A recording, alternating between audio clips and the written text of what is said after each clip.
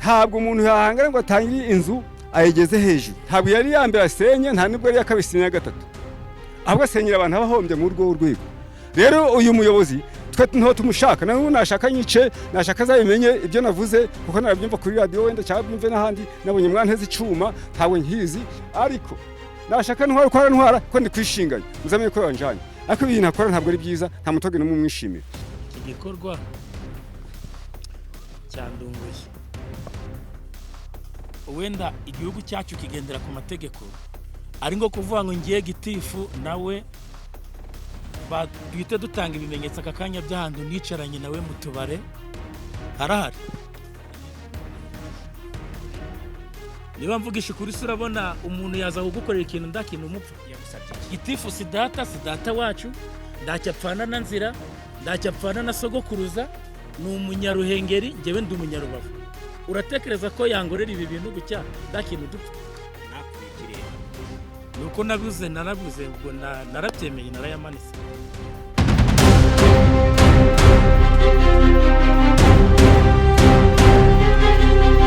Reka tubasuhuze inshuti bakunzi ba Iris News, umurongo mugari cyangwa se kinyamakuru cyabagezaho inkuru zitandukanye. Tumaze iminsi tubagezaho inkuru zitandukanye hirya no hino mu gihugu, by'umwihariko kuri uyu munsi muri kumwe na Manirari Jacques. Ni njyewe ukomeza kubagezaho izi nkuru zitandukanye, by'umwihariko je ku nkuru ijyanye n'akarengane.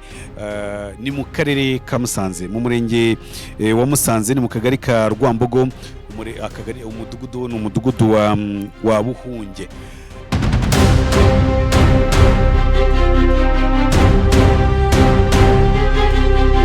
Inkuru tujemo ngira ngo murabibona neza, aya makuru si meza, na makuru y'akababaro. Abadukurikirana cyangwa se barabireba hirya no hino muri iki kibanza kinkikije, ni ikibanza cyubatswe mu ishyamba, ariko ku bijyanye n'amayobera ari muri iki kibanza nuko iki kibanza kiri hagati mu butaka. Iki kibanza kiri mu butaka bugenewe imyubakire, ariko ku mpande ishyamba rihari bikavuga ko atari mu myubakire. Umuturage rero uhatuye cyangwa se waguze iki kibanza kanacyubakamo ni Nsengiyumva Japhet, yaje kuba kituramo ndetse amaze igihe cy'umwaka gituyemo, aza kuba yemererwa n'ubuyobozi mu manyanga cyangwa se amakosa amwe n'amwe ajya akorwa n'abayobozi mu nzego zitandukanye, wenda bitewe n'ubushuti baba bafitanye, bikaza kurangira umuturage yubatse ariko nawe akisanga mu makosa kuko aba yarubatse bitemewe n'amategeko. Ariko noneho wakwibaza ngo ubutaka nk'ubu ngubu ni gute bushobora kujyamo inyubako nk'iyi ngiyi ingana gutya, ubuyobozi kuva ku isibo, umudugudu, akagari bukubaka, yamara gutura ndetse inzu ayituyemo mu gihe gisaga umwaka n'igice ikaza kuba asenyerwa. Impamvu rero yatuzanye hano nuko uyu muturage yasenyewe, nyamara iki kibanza mu makuru dufite nuko anajya kukigura yakirangiwe n'abayobozi, banamwemera ko bazacyubaka. Ibintu yaje gukora nawe yemera koko mu by'ukuri yakoze amakosa, ariko uyu munsi ni umugabo uyu Nsengiyumva Japhet ufite umuryango, umugore n'abana, bari kurara muri shitingi nyuma y'uko yakorewe igisa nk'ubuhemu, nyuma yo kwemererwa n'inzego zirimo ubuyobozi bw'umurenge ukavuga ati wowe ubaka nta kibazo, dufitanye ubushuti. Ahangaha naho duhera tuvuga ngo ubushuti baturage banyarwanda mugiranye n'abayobozi, ujye umenya ko abayobozi barabayobora ariko si inshuti zanyu, rimwe na rimwe bashobora kubagusha mu makosa agatuma mushobora guhumba umutungo wanyu. Amakuru dufite nuko ubutaka nk'uko mureba ni mu karere ka Musanze, ni agace ubusanzwe kamenyerewe ubukerarugendo, ko n'ikibanza ahangaha ntabwo byoroha, aho uyu mugabo yaramaze kuba ashyira ibikorwa muri iki kibanza bifite agaciro ka miliyoni zisaga 35. Ntabwo ari amafaranga make, yasa amafaranga umuntu ashobora kuba yatoragura. Uyu muturage rero yaje kubasenyerwa n'ubuyobozi ku munsi w'ejo. Ubwo rero Iris TV, Iris News twahageraga, twabonye ibibazo biri ahangaha. Umuturage adusaba kuba twamukorera n'ubuvugizi kugira ngo iki kibazo ubuyobozi bwagiye bugenda buvugaho inshuro nyinshi, aho umuturage ashobora kubaka inzego zirebera mu rwego rwo kumuhombya. Tukibaza ngo ese iyi miyoborere yaba ari iyihe? Imiyoborere yaba ishingiye kuki? Ese leta ibereyeho guhombya abaturage cyangwa se ubuyobozi bwiza ni ubuyobozi buyobora abaturage ariko bukanabafasha, ariko nanone bishobora kubateza imbere bitabateje ibihombo. Ahangaha turi kwibaza ngo nyuma y'iki kibazo uyu mugabo Nsengiyumva Japhet yaje kuba atakambira inzego zitandukanye, harimo urwego rw'ubuyobozi bw'umurenge bwo bugaragaza ko budashobora no kumwumva, harimo urwego rw'ubuyobozi bw'akarere, yewe yanandikiye n'urwego rw'umuvunyi, ariko magingo aya ngaya aba bose ntibarabasha kumusubiza. Abaturage baturiye ahangaha twaganiriye nabo cyangwa se nabo twabegere kugira ngo batubwire mu by'ukuri bimeze gute. Iyo urebye iki kibanza ndi hagati mu kibanza gikikijwe n'ubutaka bwitwa ko ari ishyamba rya leta, nyamara mu kibanza uko ubutaka bw'iki kibanza bwo bwanditseho ko ari ubutaka bwo gutura, ni ubutaka bw'imiturire, ndetse abaturage bakanagaragaza ko ari n'akarengane banakorerwa, cyane cyane ko n'iri shyamba ari iryabo ubusanzwe atari ishyamba rya leta. Reka rero tuganire n'abaturage kugira ngo twumve ikintu bavuga ku bijyanye n'aka karengane gakorerwa abaturage hanga mu karere ka Musanze. Tumenye ngo ese ubutaka buri mu maboko yande? Ubutaka koko buri mu maboko y'abaturage, buri mu maboko ya leta? Nihe hemerewe kuba hitwa ubutaka bwa leta? Nihe hemerewe kuba hitwa ubutaka bw'umuturage? Uyu ni umwe mu baturage batuye ahangaha twamusanze. Ahangaha ni umuturage, ni n'umwubatsi wagize uruhare mu kubaka ino nzu. Reka tuganire nawe. Kubera ko ngenda avuga ibyo nzi, ibyo nta nabivuga. Nje ndi umuhinzi, murabona ko meze n'ubwo mvuye mu murima guhinga, ariko njyewe navukiye ahangaha kandi umugabo ushaje, ndakuze pe, mfite imyaka 34. Nuvuga ngo ndakuze, nuvuga ngo hano munsi ahangaha mubona abasirikare bahafata ikigo cya gisirikare baguriye abaturage barabishyura. Yego baje kuhatura barishyuye. Noneho rero nyuma yaho nta bindi navuga, ntazi, ndavuga inje byonze. Noneho rero kubera ko ndi umuntu, ntabwo ndi umufundi hatari wa tekinisiye burundu, ariko ndi umuntu utera ibiraka kubera ko nta kampani nkoreramo. Ariko uyu mugabo akigera ahangaha nta nubwo muzi, yaraje ahamagara abafundi, ndaza ndamwubakira. Twatangiye kuri fondasiyo, haje kuza mudugudu, haza na mutekano, bamubaza impamvu ko uwo mugabo uri kubaka afite byangombwa. Ati nta kibazo, nje byangombwa bifite. Barajanye twe dusigara mu kazi kacu, turakomeza turakora buri adihemba, nta kibazo. Abo baje tugitangira ba mudugudu. Noneho igihe inzu twayikozeho nk'iminsi nk'eshatu, tugiye kuyagira hafi muri rento, haje gitifu umurenge, bakora niwe ntigeze mbonaho. Ahageze rero baraganira na databuja, barajana barabahekeza, tubaka turarangiza. Umwaka urarangiye, ngiye kubona, ngiye kumva uyu munsi mva ngo igitifu umurenge baje kwisenya. Nibaje nk'umuturage ndavuga nese hagatifu umurenge baje gusenya iriya nzu, ko yatangiye kureba abantu bagaturamo, hakaba harimo abana, hakaba mu rubyaro, akabishenye, ariko kugira ngo aje heshye nimbaze ko afite amakosa iyo bivuga kare kose. Yahageze inshuro 3. Igitifu umurenge yageze inshuro 3, hanyuma yahageze muri kuba twarubaka tugitangira fondasiyo, yarahageze. Tugeze muri renta arahagera, tugeze igihe cyo kujya gusharapana ngo dusakare arahagera. Ubu rero ibyo apfa ntombizi, mba byavuga ntabimukorere, ntabwo nabimenye. Tubwira impamvu aho ngaho niho ruzingiye. Wowe turajya ngo tubwire, uratekereza impamvu yatumye igitifu niba yarageze inshuro 3 ino nzu iri kubakwa, niwo byivugiye, urumva, akagera inshuro 3 kuri uyu munsi akayibona bayubaka, ntafata icyemezo ngo avuge ngo nimuhagarare. Uyu munsi noneho akaba yafashe icyemezo cyo kuyisenya. Uratekereza byagenza gute bayirimo?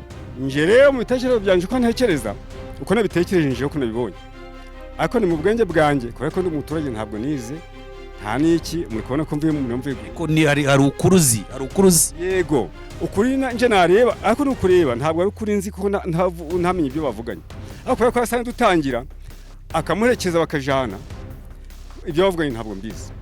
Inshuro ya kabiri hayiye duhagarika na rimwe, nzi kuzura ikagera n'ubutangwa n'abantu. Reka nkwibereze ikibazo aho ngaho, sibyo? Hari abandi baturage ahangaha nyuma y'uko ino nzu yubatswe, hari abandi baturage bubatse cyangwa se batuye ahangaha inzu zabo zikaba zitarasenywa? Ni benshi, ni benshi nese ahangaha duhagaze ahangaha imbere yaho hari amazu no munsi yaho hari amazu uyu were cyo bapfuye niyo mpamvu natekereje ndavuga ngo wenda ngo impamvu yaba hari byo basezeranye ntabimukorera ibyo ni ibiki ariko kutabivuga ubizi wenda n'udufaranga musabe ati ndagiye ngo bacyare ntagende kubaka ariko hubake umpa amafaranga wenda akaba atarayamwishyuye niko njye nabitekereje niyo se ko munsi y'ino nzu ya n'urugo ko hariho umurundi hano imbere hakaba hari izindi ese ubona abonye iki ariko noneho ibikorwa akora ntabwo ari byiza umuyobozi yakagombye kuvuga ngo hari mutwarasi hari umudugudu hari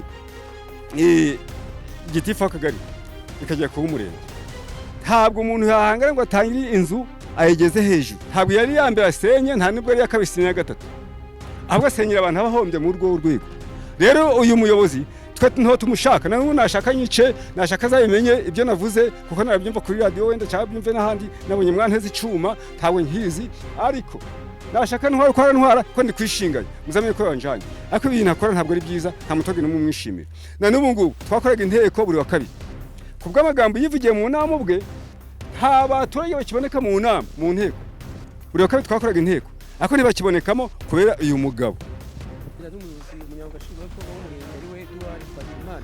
yatubwiye ko ngo baguhagaritse gitangira kubaka uko byagenze ntabwo bambagaritse mu mudugudu ari hano hari umukuru w'isibo hano hari ushinzwe umutekano buri munsi twabaga turi hano ndi kubaka abaturanyi hano bose barabibonaga ari nawe yazaga hano akaza kunsura yambagaritse cyane gutanga amafaranga y'umutekano kuko abandi bayatanga ndawigeze aza kuyanzaba aho mariye kubyugerera biragaragara ko ahantu i Rubavu njyewe i Rubavu nari ndi no mu bantu bubahiriza gahunda za leta ariko nageze hano ubwo nta muntu wigeze aza kunsaba ngo umuntu namenye umutekano cyangwa ngo namenye ntabyo nigeze genda kuko gahunda yacu ndimo ndayizi ndi umunyarwanda bamaze gusenyera rero urasaba iki amabati yakuyeho ubusenya mu gihangari hari ibikoresho amabati yatwara mbonye icyo nasaba ngenda ngo nahangana n'ubuyobozi nta n'izo nzagira ndazi ariko gusa ikintu nizeye ni kimwe ku mutima wanjye ndishushanyije ubu zigaranye ku mutima wanjye ni abantu babiri ndi kureba Imana yandemye igatuma ngewe ngera kuri ibi bintu mubonye hano yaraje asenya runo ruzitiro kubona sima yari irimo yayisenye ku bunani hano batetse n'ibiryo tuhita tunanirwa kubirya ariko kubera ibyo twapfuye byo yanzabaga ngabibura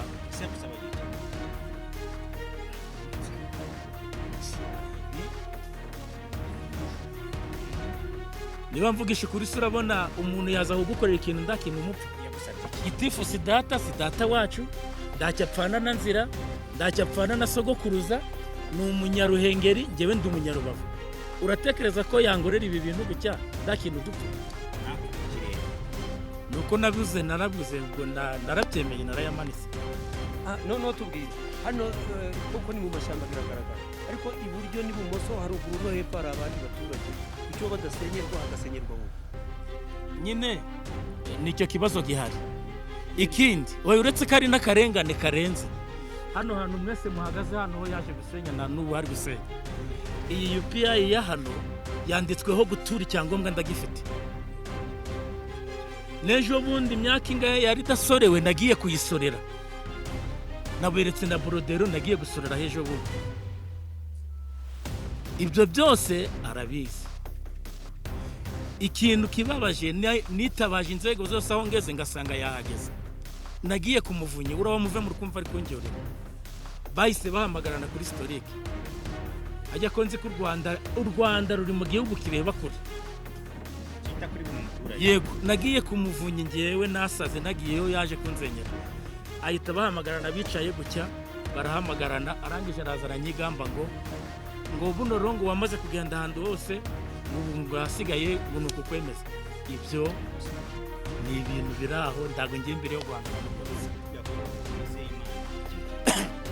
undi muntu nizeye wa kabiri ni muzehe ni papa mwita papa ni umubyeyi wanjye kuko iyo ndebye aho yakuye u Rwanda naho tugeze ni nacyo cyatumye mwabonye ndababaye. mukuje muzinga Ni muzehe banjye Paul Kagame, inzira nziza ko waraje ni umubyeyi wanjye uriya.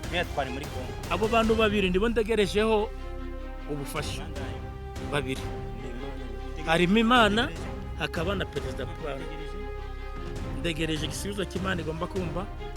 Icya kabiri ni umubyeyi wacu uhora utureberera, nzi ko n'ibitari biba bikemuye, ari gufasha n'abahe akabashakira aho baba. None ngewe reba igikorwa nayo maze ugeraho, reba sima zimenetse hano n'ibiki byose ntubatse ndi gushakisha, reba imyaka mfite. tubwizanye kuri gitifu yavuze ko atanakuzi abarazi ko wubaka, yabimenye aza kugusenyera we mupiki asa ku ntego. Aka kanya muri hano hamagara mudugudu wa hano na mutekano uretse reka mbabwire, baza hano bavuge yuko ngewe nubatse hano batabizi na gitifu atabizi, ndabihomba bigenda. gira icyo usaba usoza. Ngewe icyo nasaba, ndasaba Perezida umubyeyi wacu usanze utabara agatabara umva, abari bagoye amavunja mu Rwanda ni benshi. Ngewe imyaka mfite 50 kuba ngeza nari maze kubona aho mba n'umuryango, mfite abana 10. Twe n'umuryango turi 10, ni abana 8 n'umugore nanjye. Ngenda abana mfite na famiye gutyo n'abandi bantu gutyo. Ubwo rero kuba badusize hanze gutya bakatwandagura tukarara gutya, nda nubwo mfite naho kurara. dusoza rero ikibazo cy'amatsiko, burya iyo umuntu yubatse inzu akayisakara akanayitaha aba yarashyizeho amafaranga menshi. Iyo uza guhagarara ukiri hasi wenda wari guhombye make, watubwira muri make ugenekereje inzu wari umaze kuyishyiraho agaciro k'amafaranga Ino nzu hano unaganisha ibijyanye n'igihombo waba ugize. Igihombo ngize, nubatse hano njaka gutera imbere, nubatse hano njaka kugira ngo mbonaho nzasazira n'umuryango, ningira n'umukwe abone hazansanga. Ngiye gusembera None nda nubwo dufite naho turarara, nisi turarara he ndaho, kuko ejo ni mugoroba niho nabonye iyi message ngo baraza kunzenyera. Hari barwa baberetse bambaye ngo ngiye ngo baraza kunzenyera. Nandikiye umuvunyi bigeze bansubiza, guverineri nandikiye meya bigeze bansubiza. Simwabibonye ko nagiye no gutera serivisiyo, nageze kwa gitifu ategeka umukozi we undanyakira, ndangije nyimwohereza kuri WhatsApp kubera ko nari mvuye hejuru, mugeze wowe ahita nyirukaho. Subiza cya kibazo nakubajije. Icyo kibazo wambajije, aha hantu nge nari maze gutera imbere. Hano hantu abakomisiyoneri bavuga ngo bashaka kuhagura ko na bino bintu bifite ikindi kintu kibiri inyuma. Bashaka kuvuga ngo bahagure, bakavuga ngo bambanga miliyoni 25. Abo bazaga n'abakomisiyoneri bamwe baba ari hano bamwe bari bitewe n'ibikorwa nari maze gushyira. None si buno ikindi kibazo ufite sindarangiza no kwishyura. Umubyeyi wanjye wamfasha, fashe nguko ufasha amahanga nanjye fashe. Umubyeyi wanjye ndi gusaba Perezida umubyeyi wanjye, nivuga ngo papa ubwo niwe ndi kuvuga, Perezida Paul Kagame umubyeyi wacu ureberera amahanga, nanjye nandeberera aba bana ndabaraza.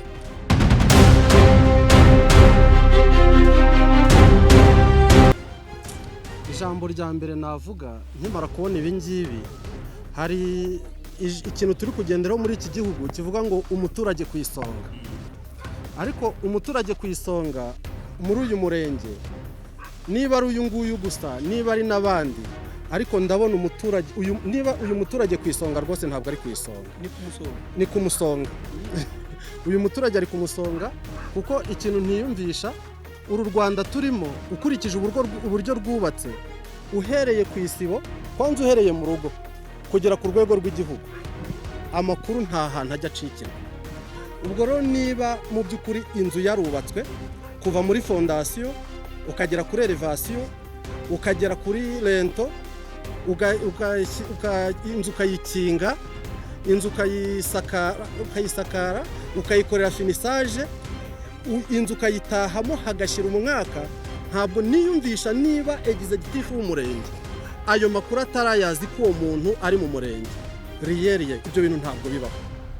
Ahubwo ahangaha ndumva ikinyoma kwa gitifu, niba ari nako yavuze by'ukuri, niba yatinyutse akavuga ngo aya makuru ntabwo yari ayazi, yumve ko nta buyobozi afite mu kagari, yumve ko nta buyobozi afite mu mudugudu, abo bose yumve ko ari hasi. akantu gasanzwe kavugwa mu myubakire ko kaba karabayeho. Mu myubakire rero uko biri kose nzi neza ko kwica itegeko ntibivuga ko utabizi. Ni ukuvuga ngo itegeko niba uhuye naryo riba rigomba kuguhana.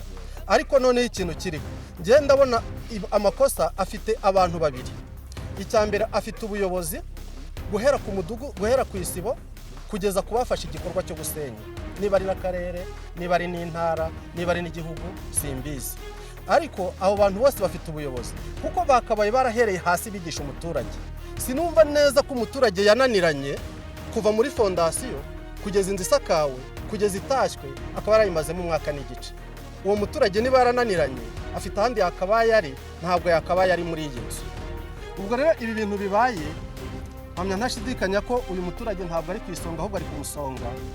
Ikindi mpamya ntashidikanya ko uyu muturage ashobora kuba afite ikintu apfa n'abakozi ibi bintu, kandi byanga bikunze iki gihugu cyacu nzi neza ko gikurikirana, ko uburyo cyubatse nababwiye ngo ndabizi, na gitifu arabizi, n'aba bashinzwe umutekano barabizi.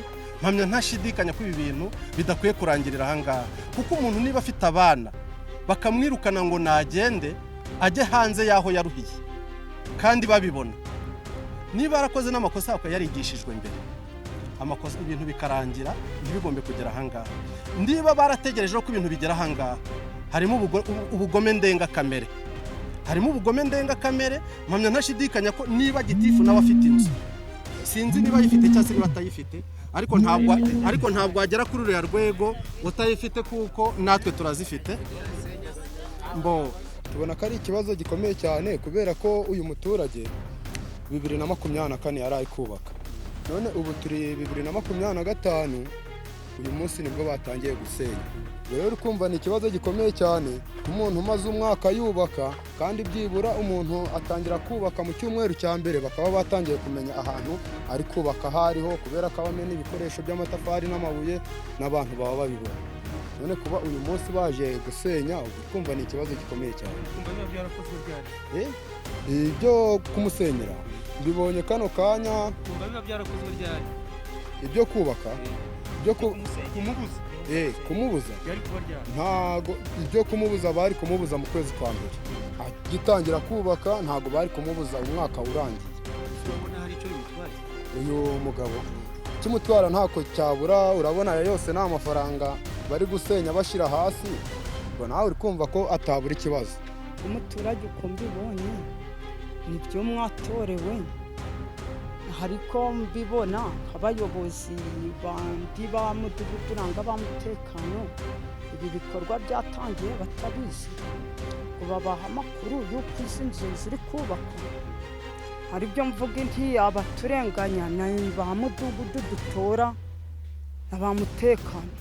Uyu mubyeyi kugira ngo ababare ni wenda bamugezeho, ese ntaho babizi, none kumugeraho kugira ku buryo nyine bageze hano wenda bakaba barabibonye, nanga niba ari buno mubasize kubibona. Nyuma rero kuganira n'abaturage batandukanye kuri Lisi News, twakomeje tuganira n'ubuyobozi bw'umurenge, umurenge wa Musaze. Nyine uyu mugabo ni Edouard Twagirimana, twamuganirije nawe kuri iki kibazo cyo gusenyera umuturage uvuga ko ari akarengane, ndetse na nyuma yuko abaturage batugaragarije ko uyu muyobozi ari abayobozi b'isibo, akagari, umudugudu bahageze inshuro 3 mbere yuko iyi nzu yubakwa. Gitifu w'umurenge Edouard yaje kubagaragaza mu by'ukuri ko atazi uyu muturage, nyamara ariko tuza kuba dutungurwa no kuvuga ngo nubwo atamuzi, ni umugabo ngo ufite ubutunzi, ufite amamodoka, ufite ibindi bikorwa ashobora gukora, avuga ko ubutaka atemerewe kubutura, ashobora kugishaka ahandi atura. Cyakora nyir'ubwite we nawe akagaragaza ko yagakwiye kuba akorerwa ibikorwa byo kurenganurwa, kuko yarenganyijwe n'ubuyobozi, mu gihe ubuyobozi bugaragaza ko butamuzi, nyamara we akagaragaza ko abuzi ko ibi byose atari kubikora, atazwi n'ubuyobozi, mu gihe inzego zituranye cyangwa se mu gihe inzego zirimo ubuyobozi bwaba ubw'umudugudu, akagari n'umurenge bwagiye bugera ahangaha kuri iki kibazo.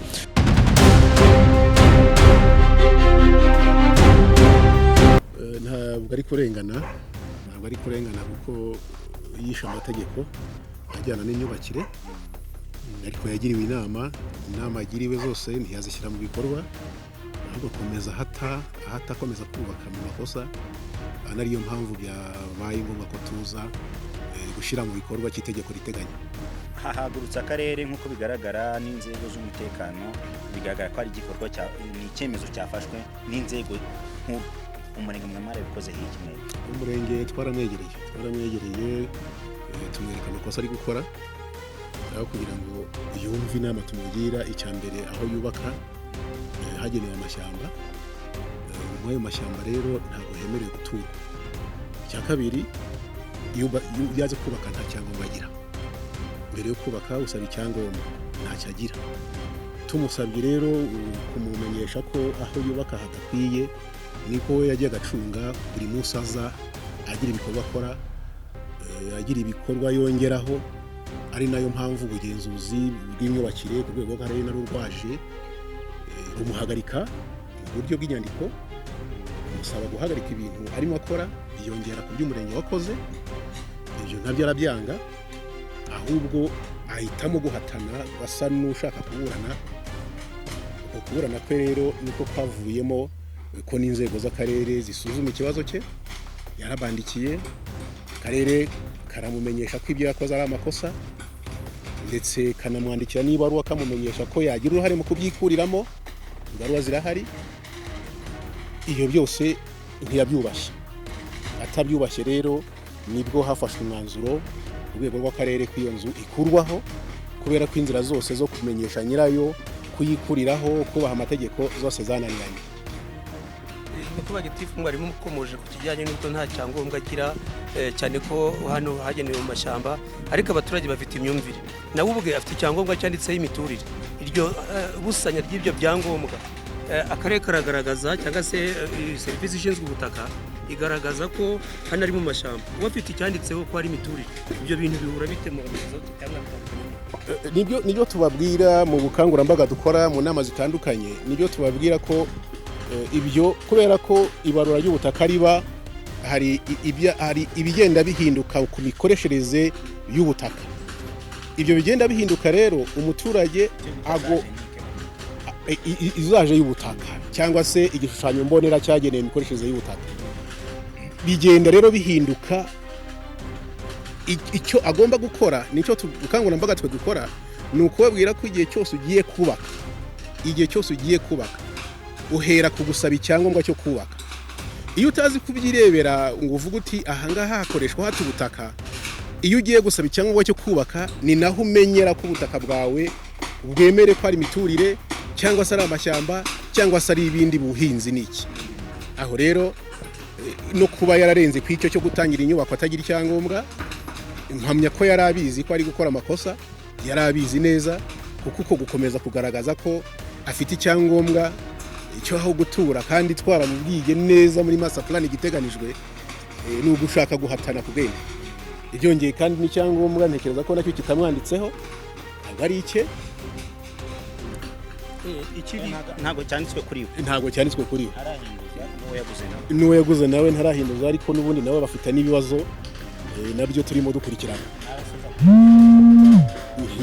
Ntabwo yamwishyuye kuko n'ubundi ikirego cyabo naracyakiriye, n'ubundi nabo baramukurikirana. Akarere ka Musanze by'umwihariko mu murenge wa Musanze haracyavuga ibibazo by'imiturire. Wenda tuzabibaza nyakubahwa w'akarere, ntabwo twakikoza kubona mu karere hose birahari. Nkawe nko mu murenge wawe uyu munsi wa none, uyu muturage Musenyi ubu ngubu bibaye 10:00 ararara he? Biragenda bite? Afite abana, afite n'umuryango.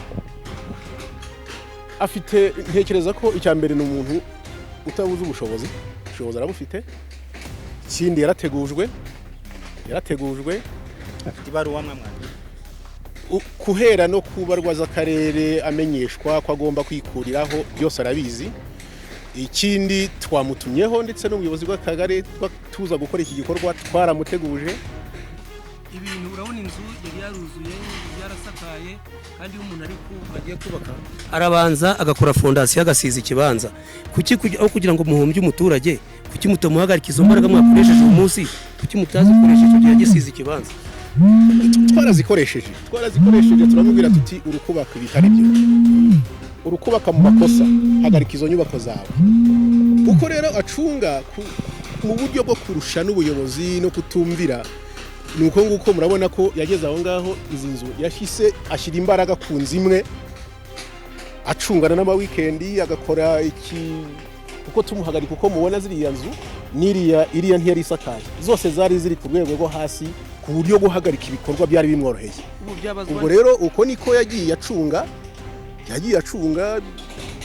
agaca abantu hano ni mu isibo ni mu mudugudu ni mu kagari ubwo nuvuga ngo yubakaga gutwara sibo na mudugudu no mu kagari batabizi intekereza ko icyo atari cyo kibazo cyo kuvuga ngo mudugudu mutwara sibo arabizi icyo dukeneye no kumenya abanyarwanda bamenye kubariza amategeko nawe nabwirwa ko ari gukora amakosa amenye ko yayakoze kandi yubahe ahindure amakosa ari gukora nawe tugiye tuvuga ngo wamutwara sibo nta mbaraga bafite zo guhagarara ku nzu ku yindi ntabwo bazibona nubwo nabo twakurikirana nawe ubwe amaze kumenya ko ari gukora amakosa ariko azi ko ari kubaka nta cyangombwa agira akwiye kuba ari umunyarwanda mwiza wumvira amategeko ikibazo rero ikibazo mbere na mbere niwe cyavura ubutumwa nubwo kubaka nta byangombwa bakora ibyo bishakiye icya mbere nuko bamenya imikoreshereze y'ubutaka icyo nicyo cya mbere icya kabiri ushaka kubaka gutangira umushinga wo kubaka ikibanza ni ugushaka icyangombwa cyo kubaka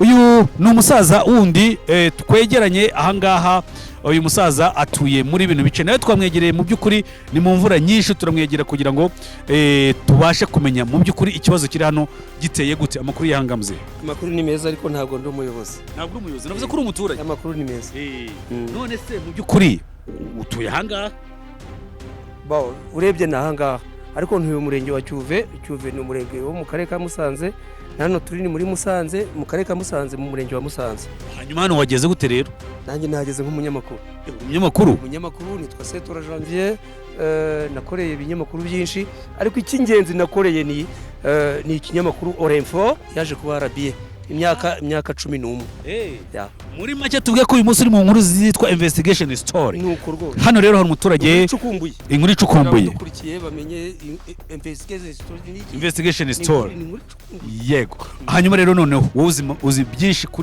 ku bivugwa ahangaha tubwire iyi nzu twayisanze ahangaha y'umugabo Japhet yarasenyewe ndetse iki kibanza amakuru dufite nuko yari yakirangiwe n'ubuyobozi buramwemera ngo ubaka iki kibanza ukuntu kimeze kiri mu ruziga ariko uruziga iki kibanza nicyo cyonyine kiri mu miturire hirya yaho hitwa ishyamba rya leta iki kibazo ukiziho iki ndasobanura nk'umusesenguzi cyangwa umunyamakuru nk'uko nakubwiye hano turi duhagaze iki cyangombwa kiri hano ni icyo gutura ariko hano imbere yanjye ubona ngo ni mu mashyamba hano inyuma ngo ni mu mashyamba hepfo hariya ngo ni ubuhinzi n'ubworozi iyo master plan y'umujyi wa Musanze rero nicyo kibazo ni nayo confusion cyangwa